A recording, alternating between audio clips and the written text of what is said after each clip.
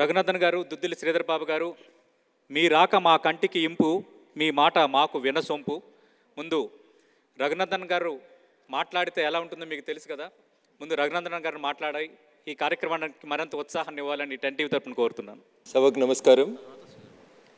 వేదికను అలంకరించిన పెద్దలు, గౌరవనీయులు, మాన్యులు, తెలంగాణ రాష్ట్ర ఐటీ శాఖ మంత్రివర్యులు గౌరవనీయులు దుద్దిల్ల శ్రీధర్ బాబు గారికి, వేదికను అలంకరించిన టెన్ టీవీ యాజమాన్యానికి, మిత్రుడు కళ్యాణ్ గారికి, వేదిక ముందున్నటువంటి టెన్ టీవీ ఏస్ అచీవర్స్, వినూత్నంగా ఏదో సాధించాలి అనేటువంటి ఒక లక్ష్యంతో తమ జీవితాల్లో కొన్ని ఆశయాలను ఏర్పాటు చేసుకొని ముందుకు సాగుతున్నటువంటి మీ అందరిని ఉద్దేశించి కాఫీ టేబుల్ పేరిట ఒక పుస్తకాన్ని తీసుకొచ్చినటువంటి టెన్ టీవీ యాజమాన్యానికి, దానిలో స్థానం సంపాదించుకున్న మీకు అందరికీ కూడా మనస్ఫూర్తిగా శుభాకాంక్షలు, అభినందనలు తెలియజేస్తాను. అయినా మీ అందరినీ కలుసుకునేటువంటి అదృష్టాన్ని కల్పించిన టెన్ టీవీ యాజమాన్యానికి, వేదిక మీద ఉన్నటువంటి పెద్దలందరికీ కూడా ఈ సందర్భంగా నేను శుభాకాంక్షలు, అభినందనలు తెలియజేస్తా ఉన్నాను. మొట్టమొదట టెన్ టీవీ ఏస్ అచీవర్స్లో మొట్టమొదట పిలిచినటువంటి మిత్రుడు నా పూర్వాశ్రమం అయినటువంటి ఉపాధ్యాయ వృత్తి నుంచే ఇక్కడ దాకా రాణించి ఇక్కడ దాకా వచ్చినారని విన్నప్పుడు నిజంగా నేను గర్వపడ్డాను. సో ఉపాధ్యాయుడు అనుకుంటే సాధించలేనిది ఏం లేదని చెప్పి చాలా సందర్భాల్లో నిర్మితమవుతుంది, నిరూపించబడుతుంది కూడా. అట్లే స్వామి వివేకానంద గారు ఒక మాట చెప్తారు. ఈ సందర్భంగా మిమ్మల్ని అందరినీ గుర్తు చేసుకుంటూ, నాకు చదువు చెప్పిన మా సార్లను కూడా గుర్తు చేసుకుంటూ, మీకు చదువు చెప్పిన మీ సార్లను కూడా గుర్తు చేసుకుంటూ ఒక మాట చెప్పాలనుకుంటా ఉన్నాను. The destiny of a nation is decided in the 4 walls of class room. ఈరోజు మీరు ఈ స్థాయికి ఎదగడానికి నాకు తెలిసి, నాకు అర్థమైనంత వరకు మీకు చదువు చెప్పిన సార్ల పాత్ర గణనీయంగా ఉంటుందని చెప్పి నేను సంపూర్ణంగా విశ్వసిస్తూ, టెన్ టీవీ ఏస్ అచీవర్స్ లోపల మొట్టమొదటగా అవార్డు అందుకున్నటువంటి మిత్రుడు కూడా ఉపాధ్యాయ వృత్తి నుంచి తన కెరియర్ని ప్రారంభించి అక్కడి నుంచి ఇక్కడ దాకా ఎదిగినారని అన్నప్పుడు ఖచ్చితంగా వారిలో ఉన్నటువంటి ఆ డిసిప్లిన్ని ఈ సందర్భంగా నేను అభినందించకుండా ఉండలేకపోతా ఉన్నాను. విద్యార్థి దశ నుంచి అనేక కార్యక్రమాల్లో పాల్పంచుకున్న నాకు చిన్నప్పటి నుంచి ఏదో సాధించాలనే ఒక కోరిక ఉండేది. సో ఇటువైపు వచ్చాను, రాజకీయాల్లోకి వచ్చాను కాబట్టి ఏదో సాధించేందుకు ప్రయత్నం చేస్తూ ఉన్నాం, అనేక డక్కాముక్కీలు తింటూ వస్తూ ఉన్నాం. ఉపాధ్యాయునిగా ఉన్నప్పుడు నేను ప్రతి సంవత్సరం కొత్త డైరీ రాగానే January 1st రోజు ఒక అక్షరం రాసుకొని నా జీవితాన్ని ప్రారంభించడం, ఈ కొత్త సంవత్సరం ఏదో ఒకటి చేయాలని. దాంట్లో నేను రాసుకునేటువంటి ఒక సెంటెన్స్ మీకు అందరికీ కూడా గుర్తు చేద్దాం అనుకుంటున్నాను. ఎందుకంటే మీరందరూ కూడా అదే దిశగా పయనం చేస్తూ ఉన్నారు, అదే దిశగా అచీవ్ అవుతూ ఉన్నారు. ఇంకా భవిష్యత్తులో మరింత గొప్ప స్థానాలకు ఎదగాలని మనస్ఫూర్తిగా కోరుకుంటూ, impossible is a word found in the dictionary for fools only. ఇది నేను ఇంటర్మీడియట్కి వచ్చిన మొదటి సంవత్సరం నుంచి రాసుకుంటున్నటువంటి పదం. నేను తెలివి తక్కువనైతే నేను అనుకున్నది సాధించలేను అనుకుంటా, నేను తెలివి కళ్ళున్నైతే నా లక్ష్యాన్ని నేను చేరుకుంటాను అనుకొని ఇంటర్మీడియట్ ఫస్ట్ ఇయర్లో మొదలుపెట్టినటువంటి నా ప్రస్థానంలో అనుకోకుండా టీచర్గా, ఒక జర్నలిస్ట్గా, ఒక వకీల్గా చివరి ప్రస్థానం అని అనుకుంటా ఉన్నా. I don't want to change any other profession. I hope that this profession is my last profession. రాజకీయాల్లోనే కొన్ని మార్పులు తీసుకురావడానికి అని చెప్పి రాజకీయాల్లోకి వచ్చినాం.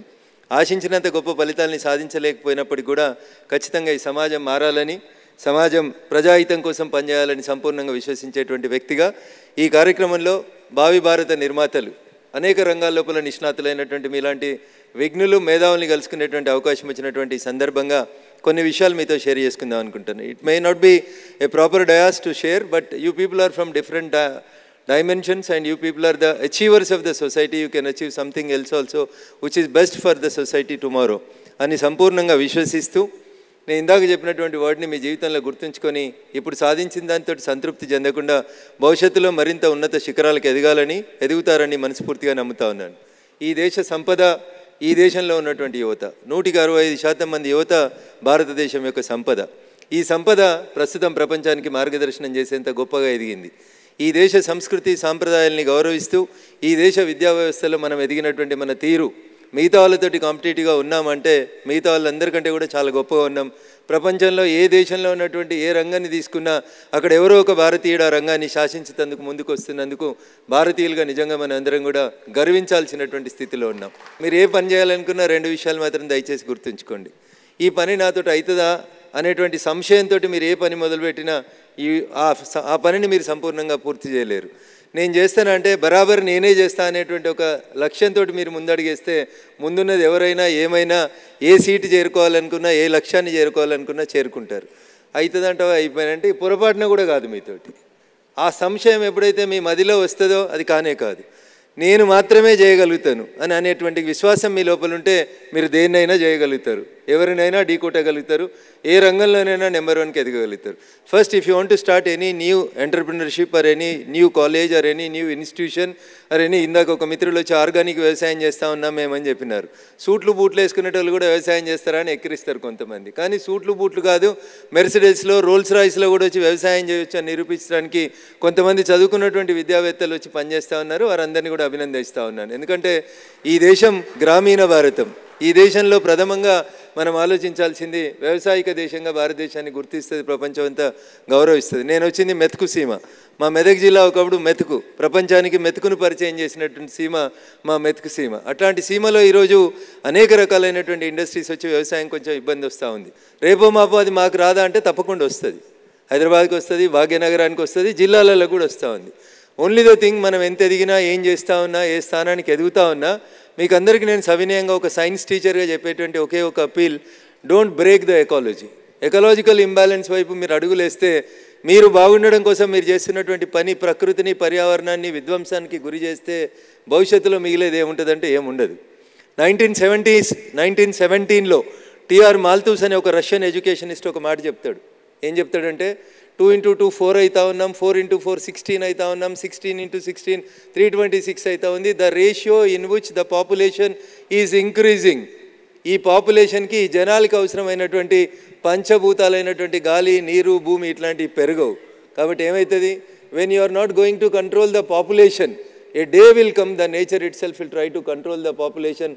As a result, we have seen tsunamis, as a result we have seen volcanoes, as a result we have seen Uttarakhand, Kedarinath, Wayanad, and recently in both Telugu states are also facing undue advantage of the rains also. అందుకని నా విజ్ఞప్తి మీ అందరితోటి, మీరు ఎంత ఎత్తుకు ఎదిగినా, ఏడికి పోయినా మీరు గుర్తుంచుకోవాల్సింది, మనం వచ్చింది ఎక్కడి నుంచి, పోవాల్సింది కూడా అక్కడికే. కాబట్టి నేను విజ్ఞప్తి చేసేది ఏంటంటే, కొండలు, గుట్టల్ని, చెరువుల్ని వీటిని లేఅవుట్లుగా మార్చకండి, ప్లాట్లుగా చేయకండి. ఎకలాజికల్ ఇంబ్యాలెన్స్ జరిగితే, ప్రకృతి విధ్వంసం వైపు మనల్ని నెట్టేస్తే చివరికి మనకు మిగిలేది ఏముండదు. కేదార్నాథ్లో నేను చూసినాను, చాలామంది భక్తులు శివునికి చాలా పూజలు చేస్తారు. శివుడు ఆజ్ఞ లేకపోతే చీమ కూడా గుట్టదు అని చెప్తారు. చాలా గొప్ప భక్తితోటి కేదార్నాథ్కి పోయినారు, ఉత్తరాఖండ్ పోయినారు. ఏమైంది, కొంచెం గట్టిగా వర్షాలు వస్తే చూస్తున్నాం కళ్ళ ముంగట ఇట్లాంటి బిల్డింగ్లన్నీ ఇట్లా కదిలిపోయినాయి. మరి శివుడు ఆజ్ఞ ఎందుకు ఇచ్చిండు? పెద్ద పెద్దోళ్ళు పోయినారు అక్కడికి, చాలామంది శివునికి పూజ చేసేటోళ్ళే పోయినారు అక్కడికి. కానీ ఎకలాజికల్ ఇంబ్యాలెన్స్ జరిగితే ఇది జరుగుతుంది. In the name of development మీరు డిస్ట్రక్షన్ చేస్తూ ఉన్నారు. డిస్ట్రక్షన్ చేయకండి. ఆ డిస్ట్రక్షన్ ప్రకృతికి హానికరంగా ఉండకుండా ఉండాలని చెప్పి ఒక సైన్స్ టీచర్గా, ఒక రాజకీయ నాయకునిగా, భవిష్యత్ కళ్ళ ముందు కనబడుతున్నటువంటి ఒక వ్యక్తిగా చెప్తా ఉంటాను. నేను ఇండస్ట్రియల్ ఏరియా పటాన్చెరు నుంచి వచ్చినాను. టీచర్గా పనిచేసేటప్పుడు చిన్నప్పుడు వందే మాత్ర గీతం పాడుతుంటే వినేటోళ్ళం, మేము కూడా పాడేటోళ్ళం. ఇప్పుడు కూడా ప్రోగ్రాంలకు ముందు, ప్రోగ్రాం అయిపోయాక పాడుతూ ఉంటాం. వందే మాత్ర గీతంలో పాడిన 3 లైన్లు ఇప్పుడు హైదరాబాద్లో ఉన్న మన భాగ్యనగరం, దీని పేరులో ఉన్నాయేమో ఒకసారి ఆలోచించుకోండి. సుజలాం సుఫలాం మలయజ శీతలాం అని చెప్తాం. సుజలం మర్చిపోండి, ఏడికి పోయినా బాటిల్ నీళ్ళు తప్పితే మంచినీళ్ళు దొరికేటువంటి పరిస్థితులు లేవు. చేదబావులు పోయినాయి. ఎందుకు పోయినాయి అనేది ఒకసారి ఆలోచించారు. హైదరాబాద్ చుట్టూ భాగ్యనగరం అని చెప్పి చాలామంది వచ్చి ఇండస్ట్రీస్ పెట్టినారు. ఏమైందో మీరంతా చూసినారు. సుజలం పోయింది. మేము చిన్నగా ఉన్నప్పుడు వాగులలో చెలిమేని ఇట్లా ఇసుకని పక్క జరిపి నీళ్ళు తాగి బతికేటోళ్ళం. ఇలా మంచినీళ్ళ బాటిల్ తప్పితే వేరేది లేనటువంటి పరిస్థితి. డెవలప్మెంట్ పేరిట వచ్చినటువంటి కెమికల్ ఇండస్ట్రీస్ మొత్తం గోదావరి నుంచి మొదలుకుంటే కృష్ణా దాకా, ఏడ నీళ్ళు ఉంటాడో కంపెనీ వస్తుంది, కంపెనీ అవుట్లెట్ వచ్చి దాంట్లో వస్తూ ఉంది. యాజ్ ఎ రిజల్ట్ సుజలం పోయింది, సుఫలం, తిండి మంచి దొరుకుతూనే లేదు. అన్ని పొల్యూటింగ్ అరటి పండ్లను కూడా కెమికల్స్లో పెట్టి పండిస్తున్నారని చెప్పి పండుగ మారుస్తున్నారు కాయనని చెప్తున్నారు. సుజలం సుఫలం మలయజ శీతలం. మేము చదువుకునేటప్పుడు చిన్నప్పుడు అరుగుల మీద పడుకొని బతికేటోళ్ళం. ఇప్పుడు ఏసీలో కూర్చుంటే కూడా బతకలేనటువంటి పరిస్థితి వచ్చింది. ఏడికిపోతే ఈగిపోతే ఓ కంపెనీ వాసన, ఆడికిపోతే ఓ కంపెనీ వాసన, ఇంకో కంపెనీ వాసన. I'm not against the industries. In the name of industries don't break the ecological balance అనేది మాత్రమే నేను మీకు చెప్పదలుచుకున్నాను. భవిష్యత్ అచీవర్స్ కాబట్టి ఇంకొంతమంది కొత్త అచీవర్స్ ఎవరైనా రావాలని కోరుకుంటే ఎకాలజీని కంట్రోల్ చేస్తూ, పొల్యూషన్ని కంట్రోల్ చేస్తూ, భావితరాల బతుకుల్ని దుర్భరం చేయకుండా ఉండేటువంటి రీతిలో మీ ఇన్నోవేషన్స్ ఉండాలని, ఆ దిశగా మీరు అందరూ కూడా అడుగు పెడతారని, ముందుకు పోతారని, చిన్న స్థాయిలోంచి, చిన్న కుటుంబాల్లోంచి ఒక గొప్ప స్థాయికి ఎదిగి, ఒక గొప్ప పుస్తకంలో చోటు సంపాదించుకున్న మీరు మరింత గొప్పగా ఎదిగి ప్రపంచానికే మార్గదర్శనం చేసే రీతిలో ఎదగాలని, ఎదుగుతారని మనస్ఫూర్తిగా కోరుకుంటూ, ఈ అవకాశం ఇచ్చిన 10 టీవీకి, మీకు అందరికీ కూడా ఈ 2 మాటలు మాట్లాడడానికి అవకాశం కల్పించిన 10 టీవీకి, విన్న మీకు అందరికీ, విన్న దీంట్లోంచి ఒక 2 మాటలను ఆచరణలో పెట్టాలనే సంపూర్ణమైనటువంటి విశ్వాసంతో పెడతారని మనస్ఫూర్తిగా నమ్ముతూ సెలవు తీసుకుంటా ఉన్నాను. జై హింద్, జై భారత్. థ్యాంక్ యూ రఘునాథన్ గారు. మనకి సూర్యకుమార్ యాదవ్ ఎలా 360 కోణంలో అన్ని వైపులా షాట్లు కొడతారో, అలాగే రఘునందన్ గారికి అన్ని రంగాలపైన ఆ సమగ్ర అవగాహన ఉంది. అలాగే సొసైటీ పట్ల రెస్పాన్సిబిలిటీ కూడా ఉంది. ప్రస్తుతం కరెంట్ ఇష్యూ, ఈ చెరువుల ఆక్రమణ, అలాగే వరద బీభత్సం, వాయునాడు, ఇవన్నీ మనం ఏ స్థాయిలో దేశవ్యాప్తంగా ప్రపంచవ్యాప్తంగా చర్చ జరుగుతుందో చూసాం. సార్, ఈ కార్యక్రమానికి రావడంతో పాటు ఒక మంచి సోషల్ మెసేజ్ ఇచ్చారు. అలాగే అందరి బాధ్యతను కూడా గుర్తు చేశారు. మీకు ప్రత్యేకంగా కృతజ్ఞతలు రఘునందన్ గారు.